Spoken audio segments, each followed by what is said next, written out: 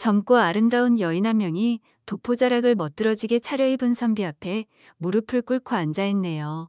도대체 무슨 일이 벌어지고 있는 걸까요? 나으리, 제발 원하시는 것은 무조건 다 들어드리겠사옵니다. 재물을 달라면 재물을 드릴 것이고, 땅을 달라고 하시면 제가 가진 토지를 모두 다 드릴 터이니, 제발 저의 청을 들어주시어요. 호호, 그것 참. 몇 번을 말씀드려야 하겠습니까? 부인의 청은 절대로 들어드릴 수 없으니 그리하십시오. 세상을 떠난 지아비를 한 번 만나게 해달라는 저의 청이 그다지도 염치가 없는 것이었사옵니까? 여인의 이름은 설아라였죠. 그런데 그녀는 놀랍게도 얼마 전 세상을 하직한 자신의 남편을 만나게 해달라고 청을 하고 있네요. 그렇다면 이 선비는 죽은 사람을 살리는 능력이라도 갖고 있는 것일까요? 선비의 이름은 이겸이라 하였는데 그에게는 한 가지 신묘한 재주가 있었답니다. 바로 붓을 들어서 세상을 떠난 누군가의 얼굴을 종이 위에 그리게 되면 그 사람이 살아나게 되는 그런 재주였죠. 그가 어떻게 해서 이러한 놀라운 능력을 갖게 되었는지는 전혀 밝혀진 바가 없었죠. 어쨌거나 그는 자신의 재주로 유명해져서 온 사방천지에서 죽은 이를 다시 만나게 해달라는 청이 쇄도했답니다. 사실 내가 죽은 이를 다시 살려낼 수는 있소. 하지만 영원히 살려낼 수는 없다는 말이오. 고작 해야 사흘 동안만 다시 생명을 불러올 수 있다는 것이오. 그런데 부인은 지금 내 손을 빌어 죽은 남편을 다시 살려낸 뒤 평생 동안 함께 살고 싶다고 말하고 있소. 그러니 그것은 내 능력 밖의 일이라는 것이오. 정녕 제 남편을 평생 동안 다시 살려주지는 못하신다는 말씀이옵니까? 글쎄, 몇 번을 말해야 알아듣겠소. 그것은 내 능력 밖의 일이라 하지 않소. 결국 여인은 체념한 듯 고개를 떨구며 말하는 것이었죠. 좋습니다. 그렇다면 사흘이라도 좋으니 그동안만이라도 죽은 제 서방님을 다시 뵙게 해주시어요. 진작 그렇게 하실 것이지. 그래, 값을 치를 준비는 되셨소? 하루에 1000냥씩 해서 도합 3000냥이오. 지금 당장 값을 치러야 하오. 여인은 기다렸다는 듯이 선비 앞에 3천냥을 내어놓는 것이었습니다. 엽전 꾸러미를 본 이겸은 흐뭇한 미소를 지으며 말했죠. 그래, 부인의 손을 나에게 내어주시오. 손을 말이옵니까? 다 아시면서 왜 그러시오? 부인의 손을 통해 죽은 남편에 대한 기억을 읽어드려 그분의 초상을 그릴 수가 있는 것이라오. 설아는 머뭇거리며 자신의 길고 하얀 손을 내밀었죠. 이겸은 그녀의 손을 덥석 잡더니 한동안 눈을 감은 채로 침묵을 지켰답니다. 그리고는 곧 그녀의 손을 놓고는 숨을 깊게 들이쉬더니 일필이지로 누군가의 초상을 그리기 시작했죠. 아니 이것은 우리 서방님의 얼굴이 아니던가. 어쩌면 이리도 똑같을 수가. 정말 그림이 살아 움직이는 것 같구나. 설아는 속으로 감탄을 금치 못했죠. 그러는 사이 그림이 완성되었답니다. 자, 다 되었소. 그럼 조금만 기다리시오. 이제 곧 살아있는 남편을 다시 만나게 될 터이니. 이겸의 말이 채 끝나기도 전에 종이 위에 그려져 있던 그림이 한번 꿈틀하더니 어느새 설아 앞에는 살아생전 모습 그대로인 남편이 앉아 있었죠.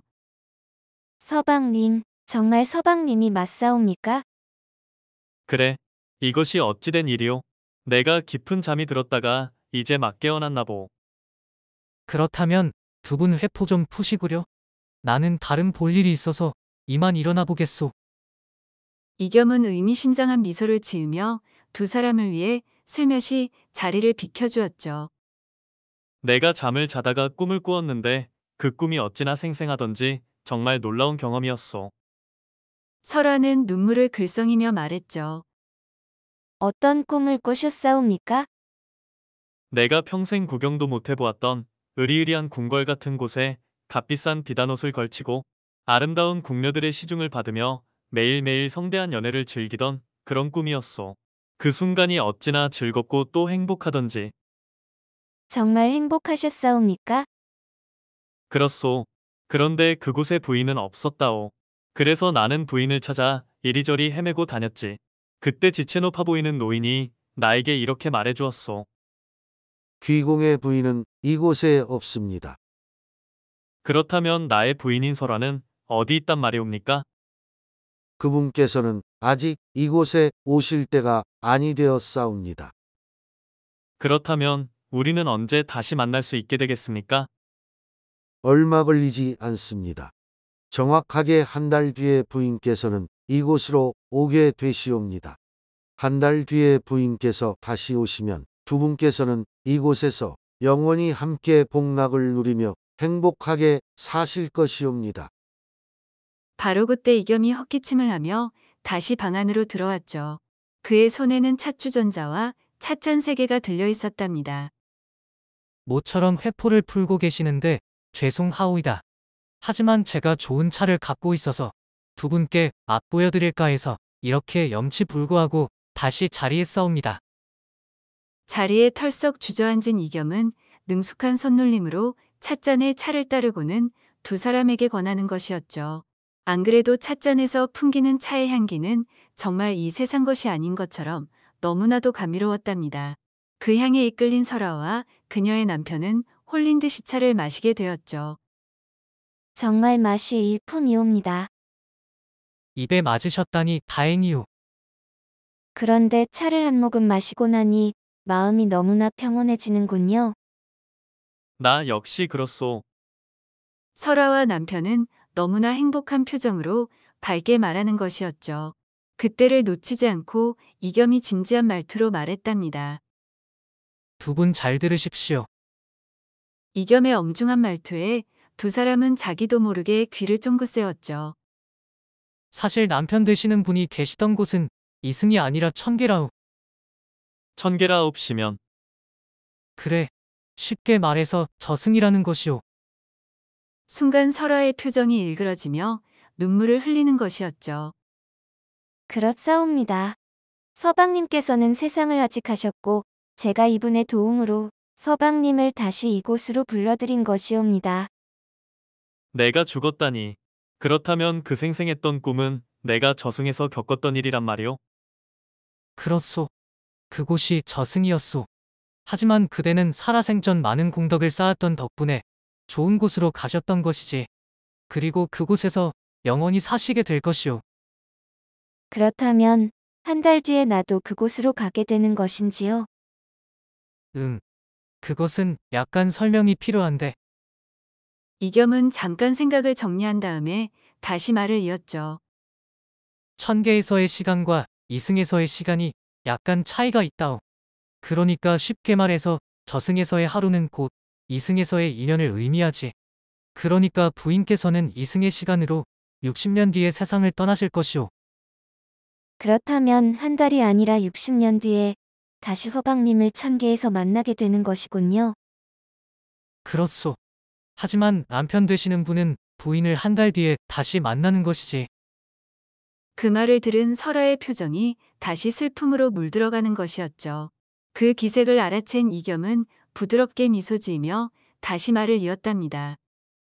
자, 부인, 한번 생각해 보시오.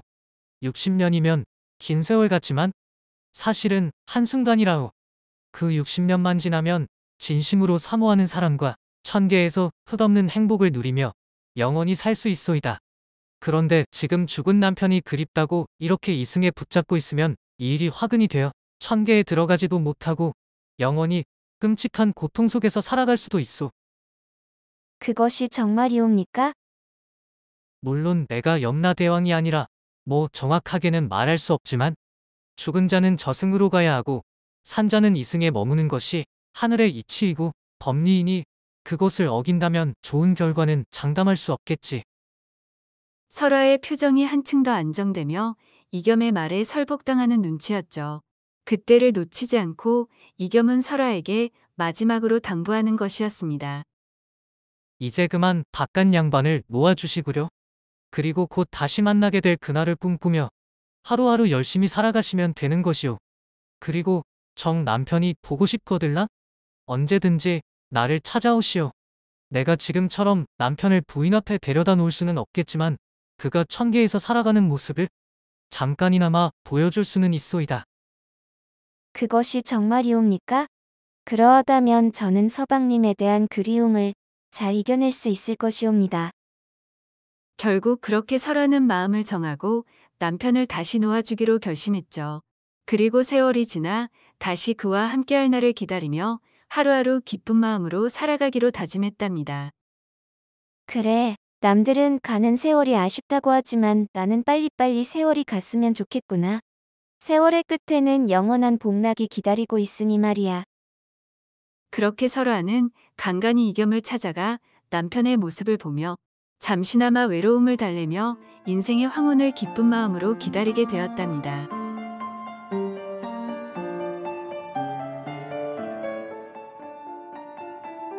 흔히 세상 사람들은 나이가 들고 세월이 가는 것을 안타깝게 생각하죠.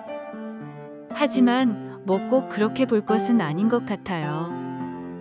그저 가는 세월을 아쉬워하기보다는 지금 이 순간을 더 소중하게 여기고 하루하루 행복하게 사는 것이 더 현명한 선택 아닐까요?